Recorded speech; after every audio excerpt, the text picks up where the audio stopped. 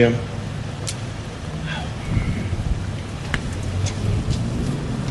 I guess I'm kind of like the Sergeant Major. I don't really know where to start, but as the old officers used to say, you start at the beginning. And so, sir, thank you for sponsoring this event today, along with my brother Tom. It's a real honor to be here with you all. To look out across the audience and to see young warriors, young gunfighters,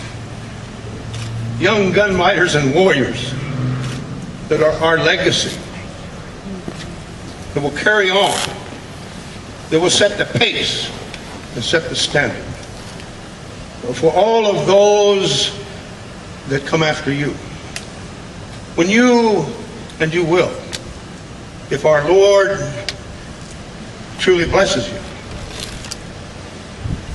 be asked to stand in an audience for them similar to this, with the honor to address the young folks that will have taken your place,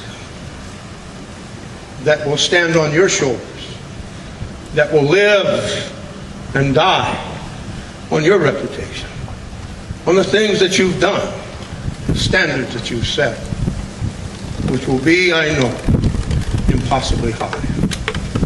But like the Sergeant Major, I forget my line. I wanted to mention this to you today. Is a very special day, because back in Quantico, right about now, there's a Marine Corps Heritage Foundation. It's a big year. They do this every year. And wouldn't you know that it would strike right here at the heart of where we are. Is the Sergeant Major still with us? Is he? Oh, man. I'm sorry, sir. I beg your pardon. So you know where I'm going with this. There's 4 people going to be recognized back there today, this evening. The Sergeant Major has a legacy that you have given them, have you not? And that's going to be recognized tonight. I thought you might be there. In addition, one of the definitive books about Khe Sanh is Khe Sanh, The Last Stand, by Greg Jones. He's been recognized tonight. In addition, Rick Spooner is being recognized tonight. And finally, there's a documentary, 2 hours in length, about Bravo Company, 1st Battalion, 26 Marines, at the Battle of Khe Sanh, at the end, as the best documentary over the past year, full length, the Norman Hatch Memorial Award, all tonight, if you can believe that, all came together tonight. I'd like to take some of my time to introduce and say thank you. I had the privilege until just now to shake your hand, Sergeant Major, and I thank you for that. And Colonel Buell, I heard so much about you. It's good to finally hear everything good that I've heard. To introduce Dr. Feldman. So how many Navy doctors do you know or know of that has a Silver Star, 2 Bronze Stars with combat leave? And there are at least 3, I think 4, 2, maybe 3 folks here that have or had Medal of Honor paper formally submitted. Dr. Feldman is one of those. The other one is my great big compañero, Jim Kaler. And of course I know, because I spent my time in the infantry, all 20 plus years. Don't get a neighbor call, particularly as an enlisted man. So there is in my heart the knowledge that you have a Medal of Honor that was downgraded. That's my gut feeling. Now that I've got myself properly confused, I would like to say what an honor and what a privilege it is to be with you here this afternoon. Each crowd seems to get a little bit bigger as we go. And I can only hope that each time I'll be able to be here with you and that my voice won't fade too badly. That I have a COPD, self-inflicted.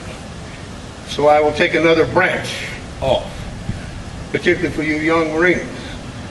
If you smoke, quit. If you haven't started, don't. Because this could be me, you up here with me. Now, having said that, the honor that we hold our Sergeant Majors, I'm going to talk in parables. That is correct, I think, is it not? So I'd like to talk briefly about our Sergeant Major. Sergeant Major Jim Kaler. He came to us up at Khe Sanh with 30 years of military service in Marine Corps. Uniquely, he was captured at Reagan. Survived the 10 death watch. Survived the war. Found in a clover at the end of the war. He was a gunnery sergeant, a rifle company in Korea. He checked in to the 3rd Division. Senior Sergeant Major. Could have had any regiment, any service battalion that he wanted. And I hope I can get through it. He said, no. I came into the Marine Corps in a rifle battalion. And I want to go out in the Marine Corps in a rifle battalion. He quickly became officer and enlisted, the most highly respected member of our battalion. Day and night, you'll find him walking the lines, talking to the men, upholding for them, getting on them. The sergeant majors can do on occasion. He was walking the lines down in Charlie Company. Dr. Feldman, correct me when I go wrong. And they took a barrage, 152 millimeter Indian artillery. Delayed.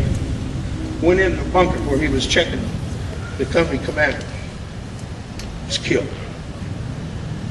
The XO was killed. Everybody in the bunker, with a couple exceptions, was killed. The sergeant major was very, very gravely wounded. They were able to get him out. They were able to get him down to the sick bay, to the woman. I think, Doctor, you helped treat him, didn't you? They kept him alive. And a lieutenant, who's now a retired reserve colonel, was going home on emergency leave. Sergeant Major taking him under his wing. He's a bit of a fellow. Ended up doing 18 months in the 1st Battalion, 26 Marines. The retired lawyer here in San Diego. Some of you may have met him and know him, named John Khe Sanh. John loved the Sergeant Major like his father, who he had just come back from burying.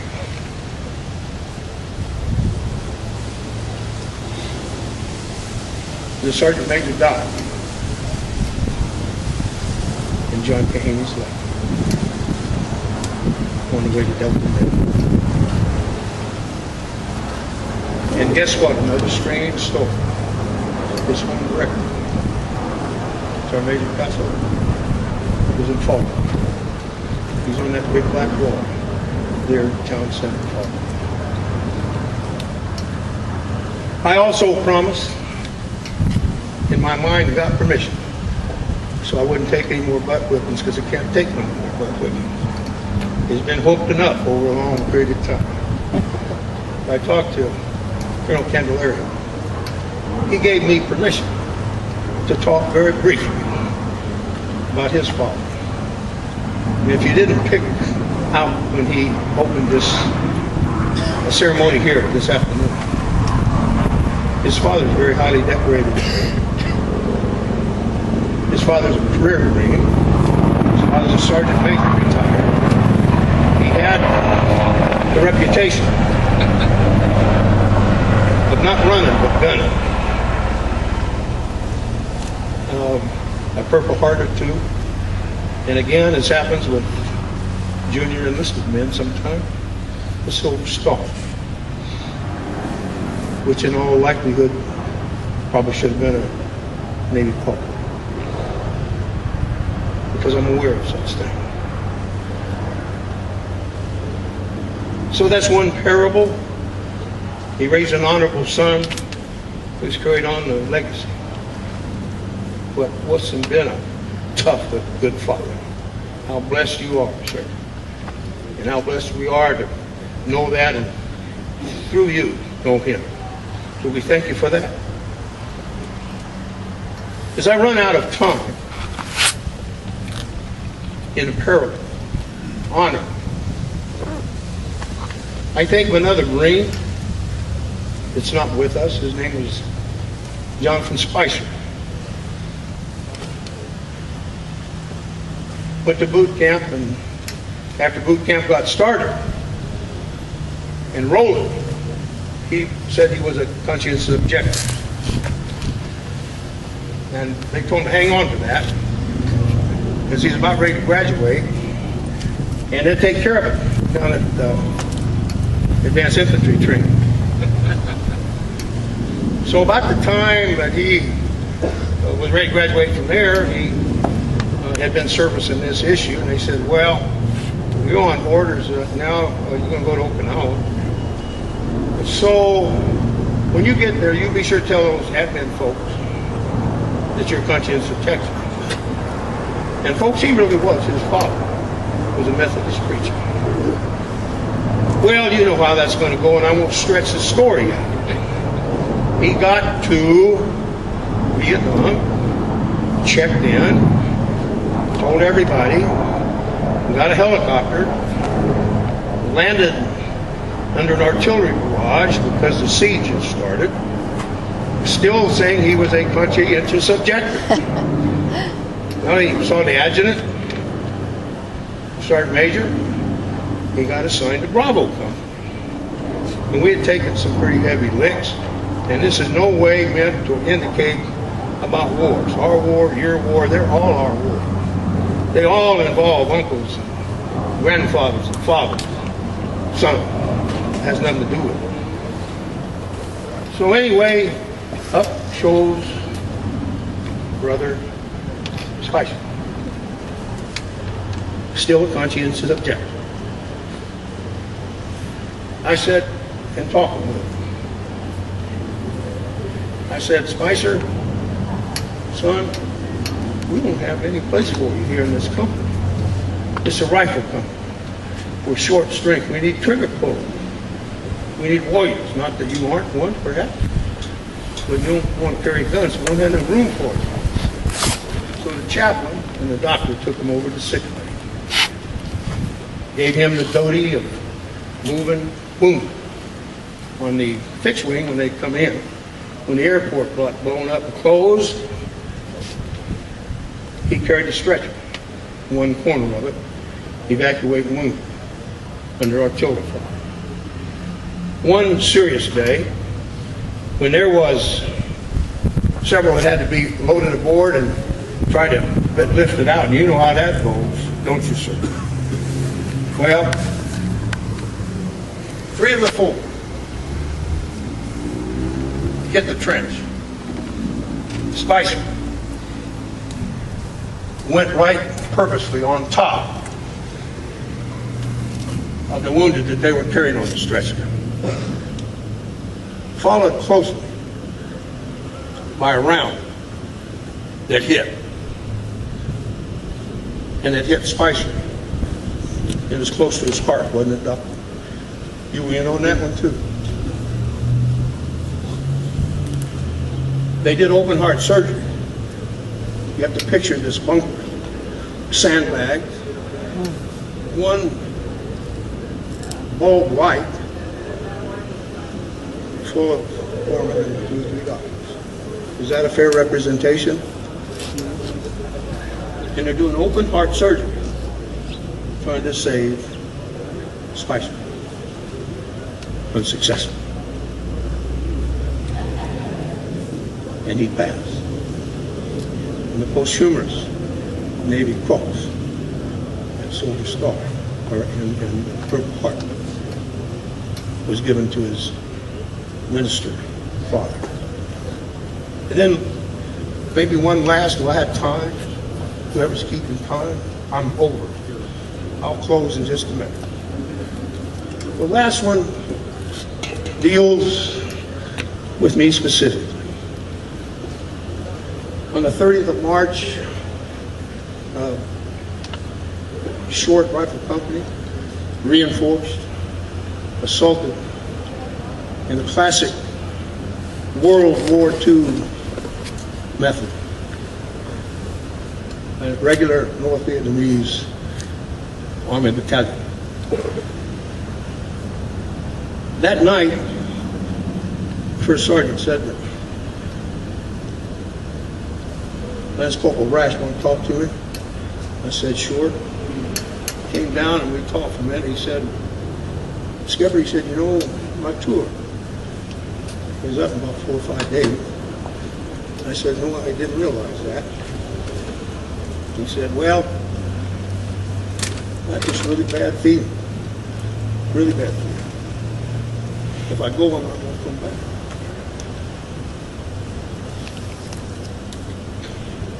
He was our best machine gun section leader. We were short. I said, well, you know, we all have those feelings periodically. But you're going to be all right. Besides, we need you. He said, okay, Skipper, I just wanted to talk to you and let you know. Well, later the next day,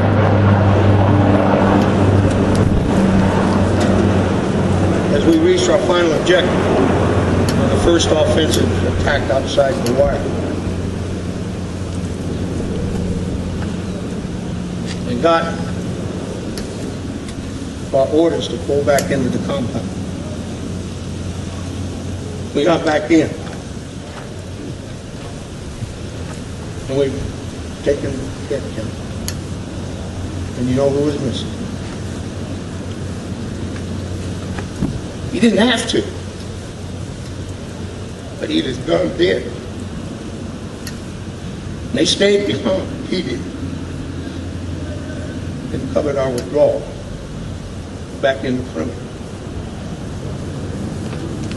So those are the 3 parables of honor that I wanted to talk to you about this afternoon. Because how else can a man explain honor when you talk in parables about those who so willingly, so bravely, and yet so honorably gave their life so that we could be here today talking to some of the finest young men and some of us old-timers too that have ever had the privilege to stand before. And I thank you for that. And if I might, I would like to Leave you with this. If it kind of edges up a little bit on the maybe politically not correct, I ask for your blessing. Because what I see out here in the back, Corman, God bless you. I didn't see it till now. Probably good, because I probably wouldn't be able to talk then for sure. Thank you. But what I see are the modern crusaders. What I see are young men and women who are prepared and are preparing to once again go into the breach. The barbarians are at the gates.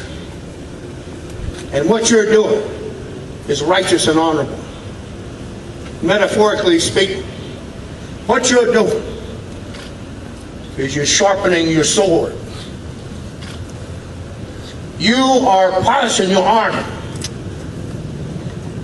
You're tending to your charges, making sure that your shield of righteousness is ready to venture judgment, Christian judgment, upon those people who would challenge us, challenge our way of life. You ready to go? And that is the final expression of honor that I would have, because you men and women represent all that is righteous, all that is justice, and all that is right with not only our country, but Western civilization. If I have stepped on somebody's toes, I apologize. If I have been able to share my heart with you, to bring back the light on 3 people in parables, then if I should pass away, going home to Fallbrook this afternoon, I would say to each of you, the trip out here was well worth it. And thank you, and God bless you, Colonel Buell, Sergeant Major, Semper Fi.